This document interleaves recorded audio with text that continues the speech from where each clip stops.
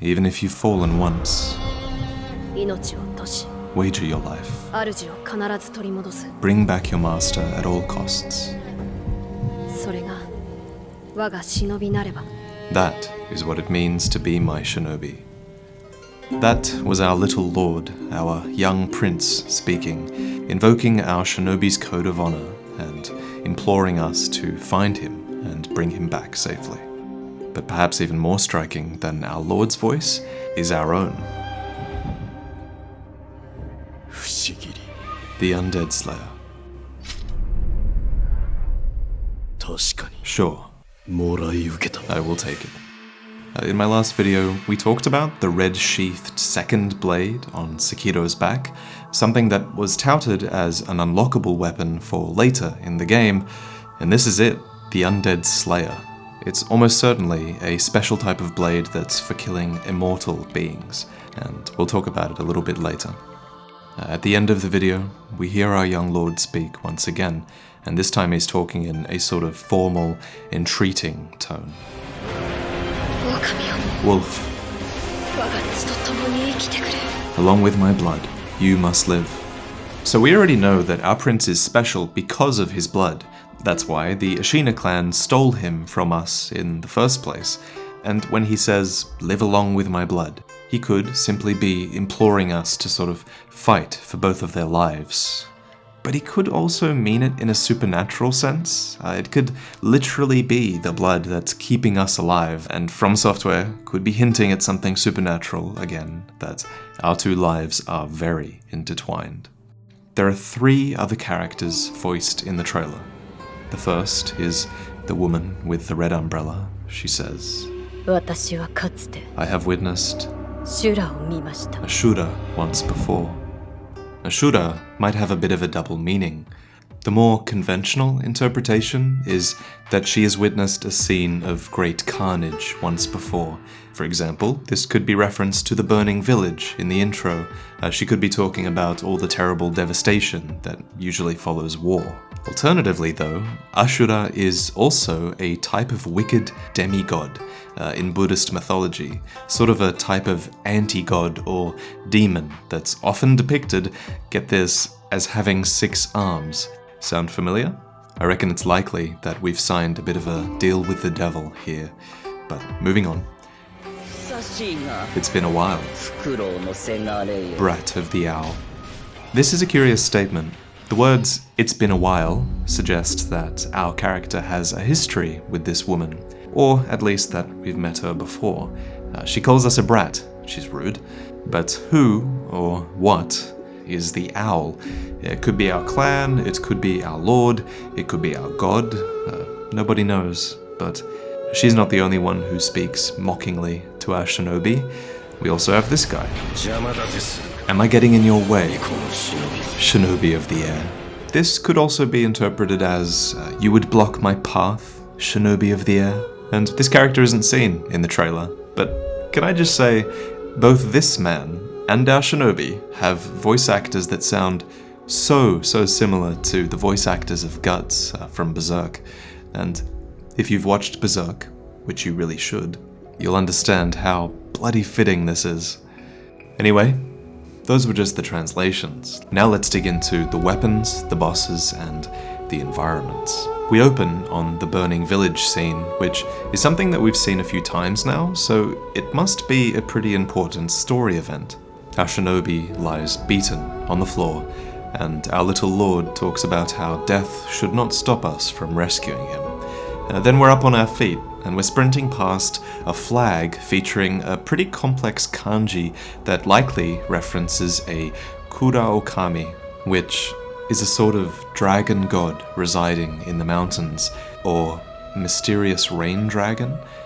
This valley serpent that we saw in the E3 trailer, it does fit the bill, but with the translations, I'm told, we shouldn't jump to conclusions because we're missing a ton of context and our translations could be a little bit inaccurate as a result.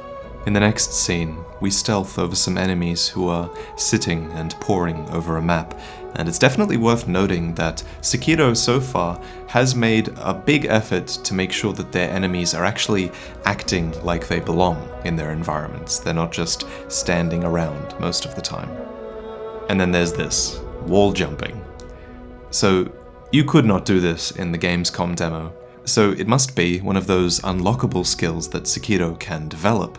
Add it to the list. And remember, if we can endlessly jump between walls like this, then that should also mean that we're able to endlessly bounce on top of enemies as well. 3 monks walk through a tranquil, sun-drenched forest, which is a sort of warm setting that we haven't actually explored before in a From Software game. You can still see the sunlight filtering through as we head inside, actually. And here, Sekiro is showing off how bloody fast it's possible to block attacks in this game. He gets perfect blocks on every one of these by tapping the L1 button. He isn't just holding it down. This is a trick wall, which functionally will be replacing illusory walls, except I'm sure they're used for stealth as well. This is followed by the woman with the red umbrella, who actually peers over the cliff here. This gave me a bit of Patches PTSD, but then I remembered, wait, we don't take full damage in Sekiro. What is Patches gonna do? He's gonna have to up his game. And then we have Vshkiri, Undead Slayer. I'm sure most of you have played the Witcher series, so I bet this second blade reminds you of the second silver blade that Geralt wields in that game. In The Witcher, Geralt has a second silver blade that is way more effective against monster-type enemies, and it seems like this Undead Slayer weapon will be better against unnatural, maybe immortal creatures in Sekiro, and perhaps it'll be able to unlock special moves as well. There was actually a consumable item in the demo that I didn't talk about much. It was called Divine Confetti, and if you used it, you spread it around yourself and it dispelled darkness. But the description says that it assists in fights against ghost-type enemies. And clearly a big thing in Sekiro is going to be stealthing around and discovering the weak points of your enemies. And Divine Confetti that lets you hit ghost-type enemies, and a second sword that allows you to hit mortal enemies is perfectly aligned with that sort of philosophy. And now, since we've gone from 1 weapon to 2 weapons, why not 3? At first glance, that looks like we're wielding a spear instead of a sword, but it's actually not a main hand weapon, it's a prosthetic weapon that sort of starts off as this tiny blade on your wrist, but then the shaft extends mid-attack to a ridiculous length, it pins a faraway enemy, it pulls them up close to us, and then Sekiro performs an art that is called Iaido, which is sort of a smooth, controlled attack where you're able to pull your sword out of its scabbard and attack in one smooth motion. The attack itself has a sort of milky white streak to it, and I don't really know what to make of that. But this guy, crawling away on all fours, he wants none of it. Next, the Japanese symbol for smoke, and then in the Gamescom demo, there was an item called Fistful of Ash, which you could chuck at an enemy and it would basically have the same function as this red cloud. It allows you to re-enter stealth, and it allows you to make your escape.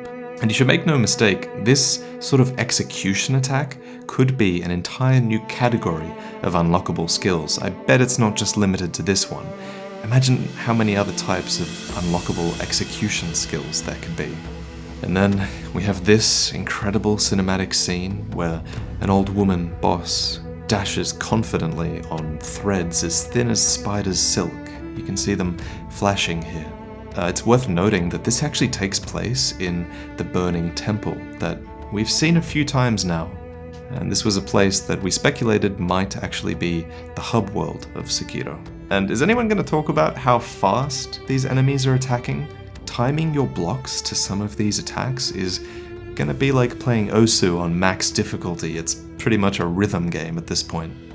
And then we have the corrupted monk, which shows itself so I can finally talk about it.